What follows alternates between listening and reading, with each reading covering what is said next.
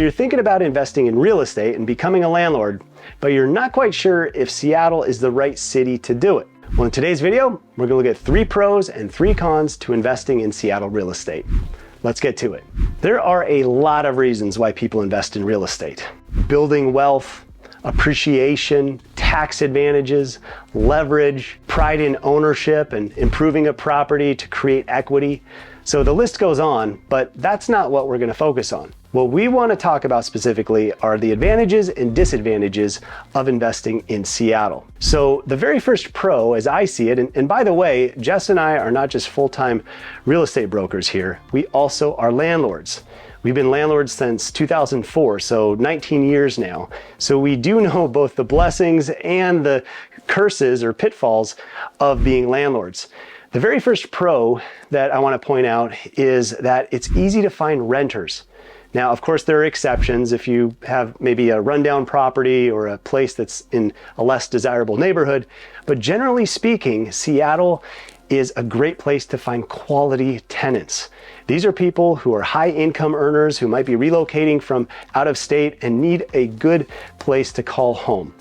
And it's never been hard for Jess and I to find people with great credit scores, great incomes, just overall really good applicants and renter histories. So that I would say is a very strong pro, because if you're going to be a landlord, you need good qualified candidates to rent your property. The second pro to investing in Seattle real estate is that we have a robust economy.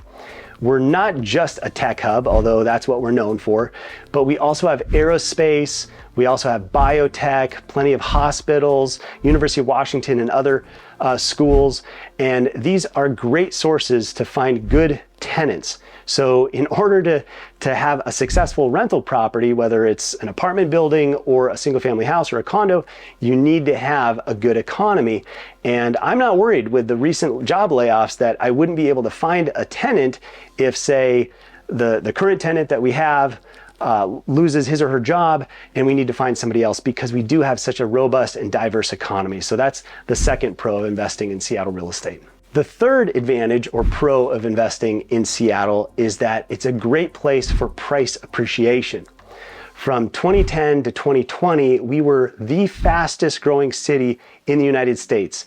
In fact, there were a number of years where we had the most cranes in any city across America. There was the most building going on in Seattle. Even though we're not the largest city, we had the most cranes at any one time. I think it was 3 years during that decade.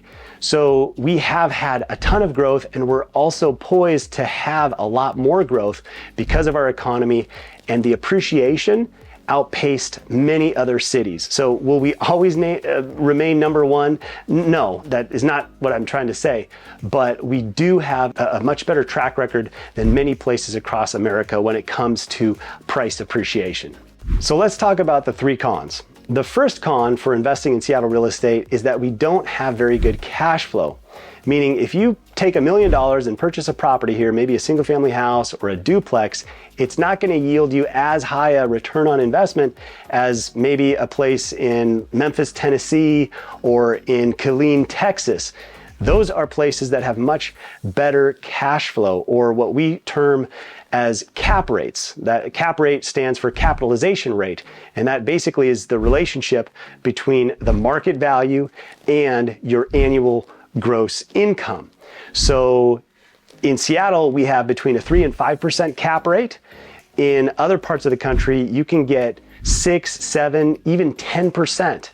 But that also comes at a cost. So in places like New York, LA, Seattle, we tend to be very good appreciating markets, but not as good a cash flow.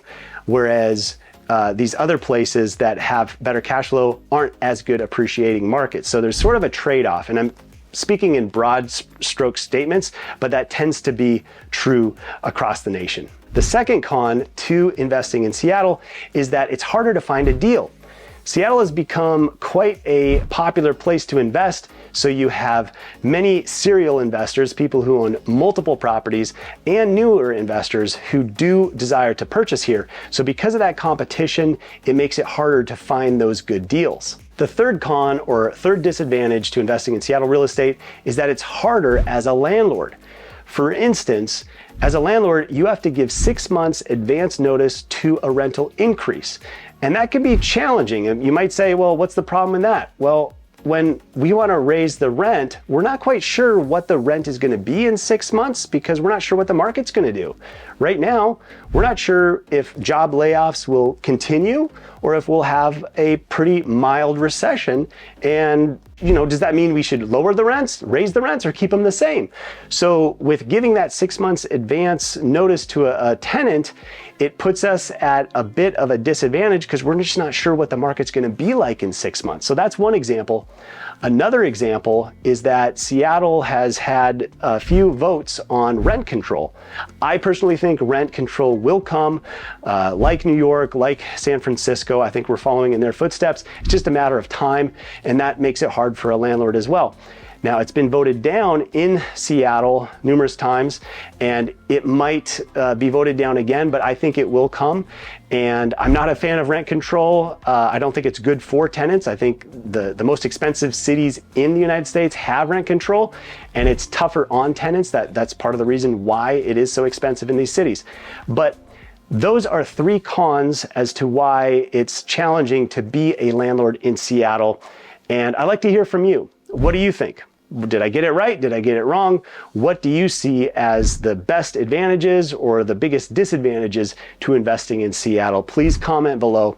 And anytime you're thinking about becoming a first-time landlord or maybe your 15th rental property, please reach out. We'd love to help. Call, text, or email. We're here to help.